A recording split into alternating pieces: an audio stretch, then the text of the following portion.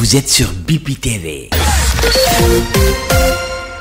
Nous nous réjouissons du choix porté sur notre commune pour abriter cette célébration et nous exprimons notre gratitude à vous, à Madame le gouverneur et à tous ceux qui ont répondu au rendez-vous. Pour nous, population de Louga, cette journée a une signification particulière. En effet, depuis le début des années 1970, notre terroir vit une dégradation prononcée de son système, de son écosystème caractérisé par une pluviométrie faible, par l'action érosive des vents, par l'action irréfléchie des hommes, la sécheresse et le déboisement. Cependant, face à ce sinistre, la réponse la plus marquante a été l'émigration. Certes, il y a eu des initiatives gouvernementales à travers plusieurs projets financés par des partenaires, mais la mobilisation populaire a fait défaut.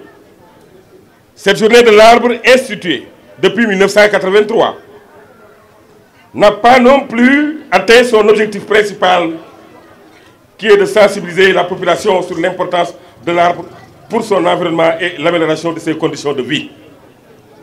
Je rappelle que la commune de Louga, à travers sa commission environnement et ses conseils de quartier, a développé des initiatives pour promouvoir la plantation d'arbres et leur entretien. C'est ainsi que depuis 2020, un nombre de 2110 arbres a été planté dans ces 11 quartiers avec l'appui du service des eaux et des forêts que nous remercions. Il s'y ajoute l'aménagement de 8 jardins publics, l'aménagement paysager que nous devons au Promoville, au niveau du boulevard Djilimbaï, Abdou Diouf, l'aménagement de la place civique Mansour Bouna Ndiaye et des 2 ronds-points grâce au PACASEN. D'autres projets de reverdissement sont en cours au niveau du passage à niveau et de la place Yacine Bobo.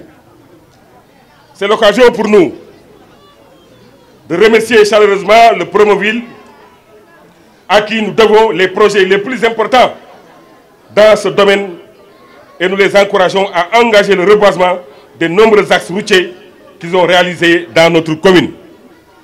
Mais force est de reconnaître que face à l'impact négatif de l'avancée du désert et des changements climatiques,